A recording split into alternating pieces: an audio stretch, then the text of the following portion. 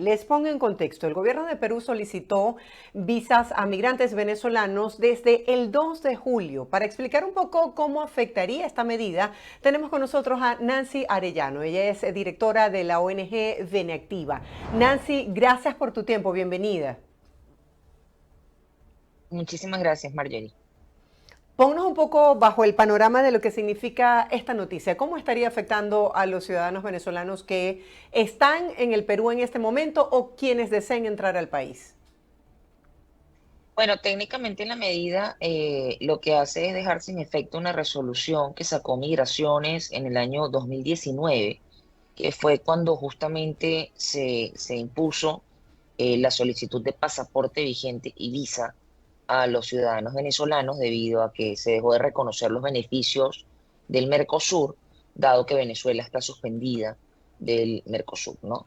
Esa resolución lo que hacía era permitir que personas en situación de vulnerabilidad, mayores de 65, mujeres embarazadas, enfermos crónicos, pudiesen ingresar siendo exceptuados del visado y del pasaporte, es decir, con cédula de identidad podían todavía ingresar, o pasaporte vencido.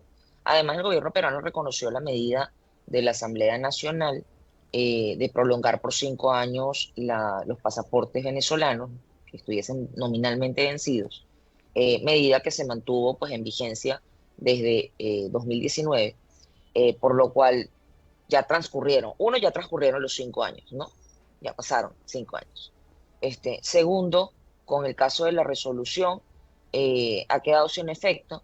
Sin embargo, es importante mencionar que el Perú, bueno, sigue estando dentro del sistema interamericano y además ha habido una sentencia del Tribunal Constitucional, la 266-2022, que de hecho el Tribunal Constitucional peruano señala que el Perú debe, en el marco del sistema interamericano de derechos humanos y en atención a los sistemas de protección internacional para las personas con necesidades de protección internacional, exceptuar de la solicitud de requisitos que no puedan ser cubiertos por personas en situación de vulnerabilidad. Entonces, si bien es cierto, esta medida de la autoridad migratoria directamente afecta la fluidez con la que se podía en algunos casos tratar estos temas de personas con necesidades de protección internacional, que eran entendidos como extranjeros vulnerables, y eso daba como una rápida comprensión en punto de control migratorio. No es menos cierto de que en realidad se trata de personas con necesidades de protección internacional y que el cauce real porque debían ser tratadas en el marco normativo peruano atiende, por ejemplo, a la ley del refugio y a los sistemas, la comprensión, ¿no?, de extranjero vulnerable. Sí, sabemos que esta noticia y sobre todo la aplicación es muy reciente, pero quisiera conocer cuáles han sido las reacciones que ha generado, porque algunos especialistas en temas migratorios han advertido que esto estimularía aún más el tránsito irregular de migrantes por Perú. ¿Es esto cierto? Bueno, lo lamentable es que siempre que haya medidas restrictivas, recordemos que las personas de a pie Ujú. no son especialistas en temas migratorios, no están siempre con la información más acertada, y lamentablemente las redes criminales de tráfico y trata de personas aprovechan los espacios de desinformación para lucrar con las necesidades ajenas. Siempre que se han colocado mayores diques de contención para intentar detener los flujos migratorios, lamentablemente aumentan los flujos irregulares. Entonces, sí, por eso es que dentro de las reacciones, por ejemplo, desde Beneactiva, hemos sido insistentes en que se entienda de que hay un amplio marco, corpus normativo que atiende a estas casuísticas, y que en el caso del Perú es importante que se comprenda también como país, que el país entienda que las medidas además no pueden ser unilaterales de un país, porque si yo establezco facilidades para el ingreso, pero no soy país fronterizo con el país que tiene mayor flujo, la medida que tome Ecuador o tome Brasil también va a afectar a ese flujo migratorio. Yo puedo tener medidas de apertura, pero si mi vecino tiene una medida de cierre, eso va a generar un flujo irregular porque estas personas se van a irregularizar en el tránsito por mi país vecino. Por eso es tan importante que la mirada a los flujos migratorios, a los flujos mixtos de movilidad humana, sea una mirada regional, ¿no? Y se comprenda Claro. cuál es el paso completo. Porque si no, insisto, son las redes criminales de tráfico y trata las que aprovechan esta situación para seguir lucrando con la desgracia de las personas, ¿no? Y con el dolor humano. Claro, siempre se Por habla esa de la razón es necesidad que, de que esta política sea a nivel de los países de la región de manera armónica y no de forma correcto. unilateral como tú lo señalas. Nancy, vamos a hablar en el plano real. ¿Cómo podrá solicitarse ahora esta visa? ¿Cuáles son los requisitos? Mira, la visa humanitaria se solicita ante los consulados. Los mecanismos de reunificación familiar se solicitan ante los consulados peruanos. Entendemos que la visa humanitaria no le están dando en este momento. Entendemos que la visa de reunificación familiar, por ejemplo, sí, eso es un trámite que se puede hacer desde Perú para el caso de venezolanos residentes en el país. Lo importante es que tengan esta calidad de residencia, es decir, de la especial residente, trabajador, formación, que tengan la calidad trabajador independiente o dependiente. Esas son las calidades que te pueden permitir o son pasibles de aplicar reunificación familiar. El principio de reunificación familiar o de unidad familiar migratoria este, continúa vigente. Ese trámite se inicia ante la autoridad migratoria aquí y después permitiría que la persona, el familiar, recoja un visado en el consulado peruano de que se trate, ¿no? Sí, en Y el caso, Nancy, pasaporte Ujú. vigente, Adelante. antecedentes, este, y la demostración de ingresos que sea suficiente. Y cada consulado podría pedir una ampliación de documentación necesaria, pero de todas maneras los antecedentes son parte de los requisitos estándar, ¿no? Claro. En el caso de Benactivo, ¿ustedes manejan algunas cifras aproximadas del número de venezolanos que residen actualmente en Perú y si tienen información sobre el estatus migratorio? Sí, en el caso estamos hablando de que hay alrededor de 800 y tantos mil que se encuentran en situación regular. De estos números tenemos una combinación entre personas que todavía están en el CPP, que es el permiso temporal de permanencia, que eh, no permitiría, por ejemplo, aplicar a la reunificación familiar. Tienen que pasar a la calidad especial, pero a la vez se ha dispuesto, el gobierno peruano ha dispuesto que las personas después de 6 meses pueden solicitar su cambio a la calidad especial residente, ¿no? En especial residente hay un total de casi 400.000 personas. Estamos hablando que estas 400.000 personas podrían pedir el familiar residente. Y estamos hablando de que todavía permanecen alrededor de 155.000 con la calidad, perdón, con el carnet de permiso de permanencia, es decir, que son pasibles de pasar a especial residente. Y luego tenemos una serie de calidades variadas entre familia residente, que son alrededor de 33.000, humanitaria, que son alrededor de 32.000, formación, que son alrededor de 11.000, en situación de refugio tenemos otro número de casi 3.500, en calidad permanente 1.600, y así, ¿no? Las distintas calidades que te llevan más o menos a una cifra total, insisto, 800.000 en situación regular, y estaríamos hablando alrededor de 1,2 millones en promedio, ¿no? Eh, es entre 1,2 y 1,5 que se calcula el número de venezolanos en territorio, porque allí tenemos un número importante de solicitantes de refugio, y en este momento hay un proceso de actualización de datos que va a estar vigente hasta el 15 de julio, y allí es muy importante que los solicitantes de refugio actualicen su información para que su expediente pueda continuar. Recordemos que el Perú es el país con mayor número de solicitudes de refugio, alcanzando casi las 600.000 de venezolanos. Entonces, Claro. allí hay gente que está duplicada entre calidad, por ejemplo, especial, y a su vez es solicitante de refugio, o aplicaron el mecanismo de permiso temporal de permanencia y a su vez solicitaron refugio. Entonces, para sincerar estas cifras, es que la Cancillería viene haciendo este proceso de actualización de datos, y es muy importante para poder saber exactamente de cuántas personas se trata la comunidad, y por supuesto para que haya un tratamiento coherente respecto de los deberes y derechos, ¿no? De los Claro. extranjeros en territorio. Nancy, cuéntanos según tu experiencia, ¿cómo ha sido la reinserción, por ejemplo, del venezolano en el mercado laboral? Una vez que ya tienen una situación de estatus regular, que ya tienen su documentación que le permite trabajar en el país, ¿cuáles son las oportunidades laborales?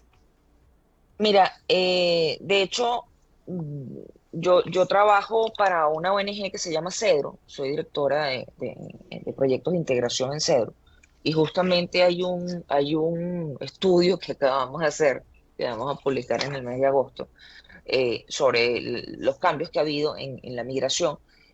Allí vemos que, bueno, uno de los temas importantes es que ha crecido el ingreso laboral mensual, por ejemplo, ha subido de 1.100 soles a 1.288, que más o menos estamos hablando que está sobre los 300, casi $400 en promedio. Ha habido un incremento, además de la calidad del empleo, es decir, personas con contrato laboral que pasó del 7% al 20%.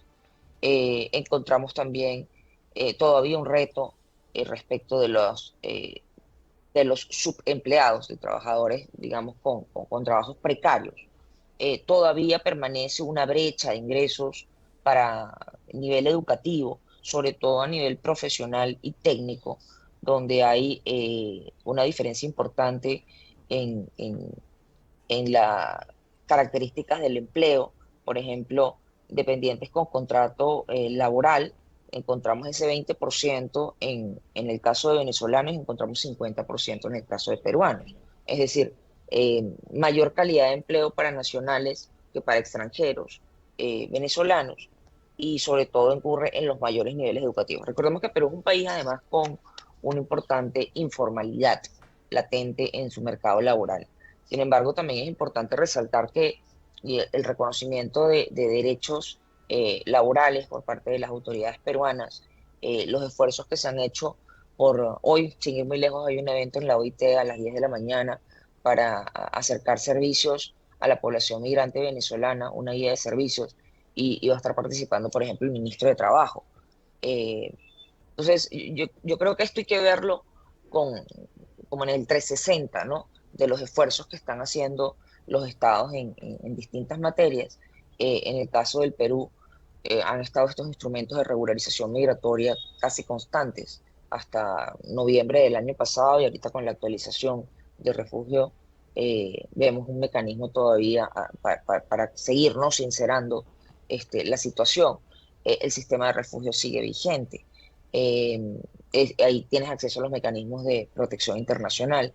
El ejercicio de derechos frente al Estado peruano, la Defensoría del Pueblo siempre ha trabajado de la mano para atender, de las organizaciones para atender a la población migrante y refugiada.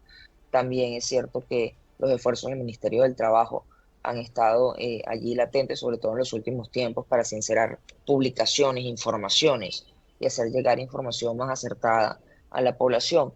Y bueno, y las cifras revelan que la población venezolana sigue sin tener un impacto fiscal negativo en el Perú. El cálculo para el último año, justamente, lo tengo por aquí, dame un segundo, este, ha sido que ha crecido, ya tengo en eso, no, no sabía, no me iba a preguntar esto, No, justamente no te estaba preocupes. ayer. Estamos. Em, mira, el impacto ha sido entre ingresos y gastos fiscales, el neto, de 0,11% del PBI, la contribución neta de la migración. Es decir, si yo veo la presión fiscal que puedo hacer a través de los distintos servicios, educación pública, salud pública, programas sociales, incluso mantener la Comisión Especial de Refugiados, versus los ingresos por vía de IGB, de ISC y IR, impuestos a la renta, encontramos que en la presión fiscal que hay de gasto fiscal es 0,06 y la contribución fiscal es de 0,17. Por tanto, nos queda un neto de 0,11. Esto significa que la migración, con todo y el shock, por decirlo así, migratorio que hubo en el Perú y que cambió para siempre en este momento, ¿no? Al menos la balanza migratoria, generando que fuese un país que ahora también contase como país receptor de migración, no solamente un país emisor de migración.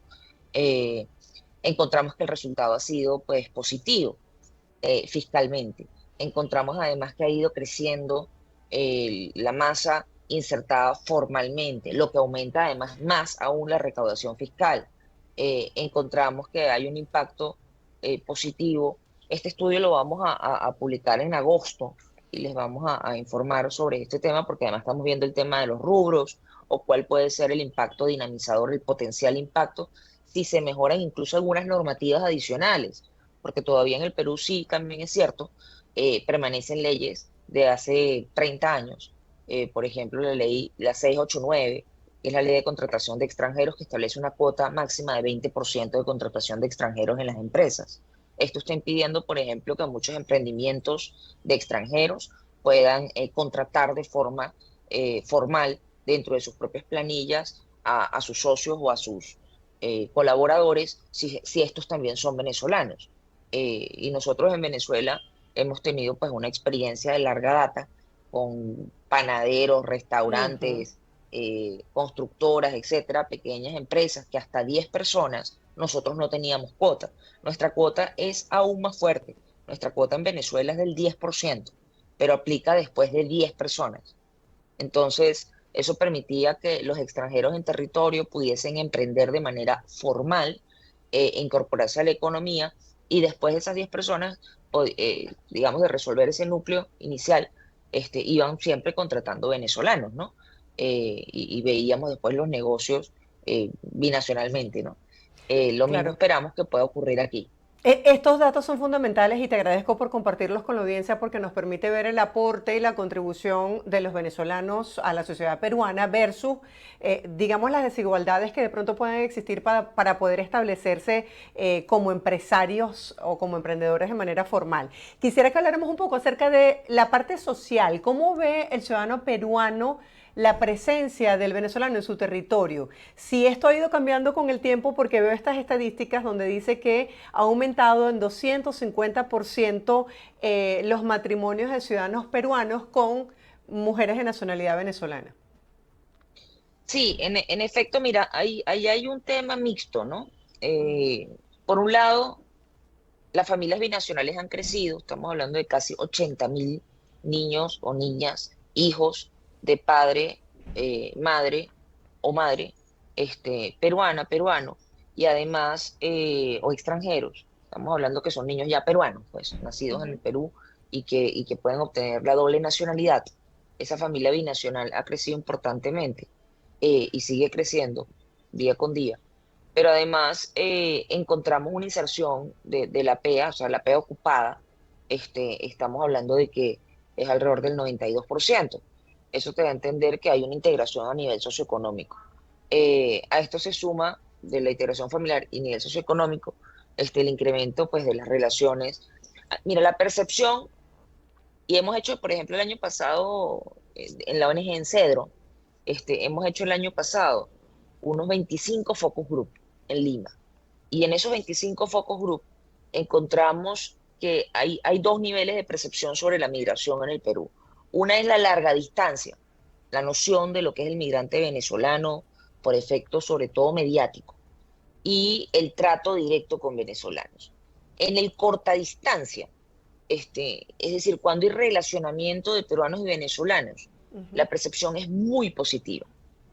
Cuando hablamos del imaginario creado sobre los venezolanos, lamentablemente sigue todavía prevaleciendo esa infame asociación entre migración y delincuencia, en razón de todo el tema del Tren de Aragua, en razón de todas las noticias, que hay estudios que indican que la misma noticia a veces es publicada 18 veces Ujú. por un medio de comunicación durante 20 días, una noticia que ya técnicamente no sería noticia, ¿no? Según los expertos comunicadores. Eh, y sin amplificar hechos tampoco. No es que son ampliaciones de las informaciones, nada, la misma información. ¿No? Y que son Entonces, hechos claro, aislados que no representan la gran sí, parte de la que no población representan. venezolana que está en De Perú. hecho, también hicimos revisión estadística sobre denuncias, denunciantes, denunciados. Hicimos la revisión en la tasa por cada 100.000 habitantes. Y, por ejemplo, la tasa si nosotros vemos la tasa de la POPE, de la población privada de libertad en el Perú, y la vemos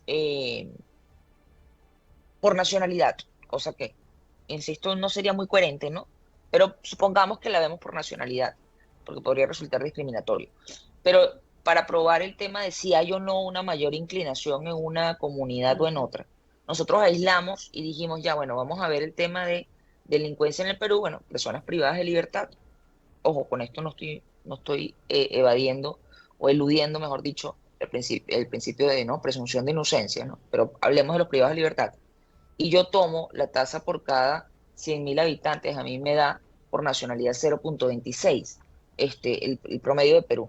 Si me voy a la nacionalidad venezolana es 0,18. Entonces, o sea, la presión que ejerce sobre el tema delictivo es hacia abajo. O sea, si yo añado el factor de la comunidad venezolana, lejos de subir la tasa de criminalidad por cada 100.000 habitantes, más bien baja. Y eso también es muy lógico, no porque los venezolanos seamos buenísimos, sino porque es un comportamiento típico de las migraciones. La gente no emigra para delinquir, la gente emigra para salvar su vida, la gente emigra para buscar un mejor futuro. Cuando hablamos de crimen organizado transnacional, eso es otra historia. Eso no entra en el mismo saco ni tiene la misma lectura. Y eso es importante también diferenciarlo porque lamentablemente a veces, insisto, el tratamiento mediático. O sea, si uno agarra mañana personas, no sé, personas de Tazolandia, por no insultar a Ujú. nadie, pero del país imaginario de Tazolandia, y de repente mandamos a 2 millones de tazolandeses a vivir en Caracas, y de repente empiezan a ocurrir un mínimo margen de delitos, pues por primera vez en la vida veremos periódicos que dirían tazolandés asalta, tazolandés roba, tazolandés, ¿no? Comete un delito, pero claro, tienes 2 millones de personas más. Entonces estamos hablando de que cuando nunca ha habido tal tamaño de comunidad y empieza a ver, y me fijo en una característica, puede ser la estatura, gente que mide 1,60, ¿cuánto miden los delincuentes? Y empezamos a hablar de la altura, vamos a crear un prejuicio en torno a cuántos centímetros miden las personas, imagínate eso. Lo mismo Ahora, está pasando con la nacionalidad, lamentablemente. Nancy, volviendo otra vez a la medida, ¿qué busca el gobierno peruano con esta medida y cuáles son como las dudas más comunes que tienen los venezolanos? Porque nos hacen esta pregunta de manera reiterada. ¿Qué pasará con los ciudadanos venezolanos que no tengan visa y ya estén en el Perú o las consecuencias que implicaría exigir No, pasaporte y la visa visa, la a visa, ciudadanos venezolanos en Perú? la visa es solo para el ingreso. La visa es como la O sea, visa no afecta a americana para quienes poder ya estén en el entrar. país. No, quienes ya están no hay problema. Ahora, ¿y los Las que ya personas están, que que salen y quieren volver a ingresar en el país? tienen su documento, no, tienen su documento de residencia en el país, el Perú te admite por la calidad migratoria, tú puedes ausentarte Ok. hasta 6 meses del territorio nacional, debes tramitar tus permisos correspondientes si te vas a ausentar más tiempo. No pueden pasar más de 6 meses y tienes que hacer tu renovación de calidad migratoria dentro del territorio. Y si tuvieses algún problema, comunícate con la autoridad migratoria, porque siempre ofrecen pues opciones en el caso de que uno tenga un imprevisto fuera del territorio. Nosotros queremos que las personas vayan transitando su ruta de arraigo. Eso es parte de lo que se trabaja, por ejemplo, desde Cedro, con unos locales que se llaman migracentros, que están ahorita en los malls, así como en el Sambil en Caracas. Ujú. Hay unos malls que son los Real Plaza. En este momento hay 2 migracentros activos, donde está personal de la ONG de Cedro trabajando junto con migraciones, acercando los servicios a las personas. Allí pueden hablar con los promotores de bienestar. Los promotores de bienestar que tenemos allí son promotores venezolanos y peruanos. O sea, que además, con toda la apertura del mundo para apoyar a la casuística, y ese está con la autoridad migratoria y ha sido el sector privado el que ha apoyado la creación de estos locales junto con la cooperación internacional. Yo creo que eso es importante saberlo, porque a veces también se pinta el tema como que todo es negativo o como que el ambiente es hiperadverso, y la verdad es que, mira, un grupo empresarial como Intercorp no se comprometería en estos temas si no hubiese una apertura. Eh, en el caso de migraciones, no estaría comprometida a estar en los locales junto a Cedro si no hubiese una apertura. Eh, y por otro lado, para las personas que están dentro del territorio, la ley de migraciones habilita migraciones a hacer excepciones para las personas que están dentro del territorio. De hecho, la normativa que salió dice claramente que va a permitir los cambios de calidad migratoria con pasaporte vencido. O sea, la misma norma que deroga la 177 señala esto. Y además, Migraciones tiene facultades para exceptuar de la presentación de determinadas documentaciones cuando se imposibilita, ¿no?, el trámite. Recordemos que el pasaporte venezolano es uno de los documentos pues, más costosos a nivel internacional. Entendemos que un grupo familiar que se encuentra en situación pues, precaria difícilmente pueda tramitar 3, 4 pasaportes del núcleo familiar para renovar sus calidades.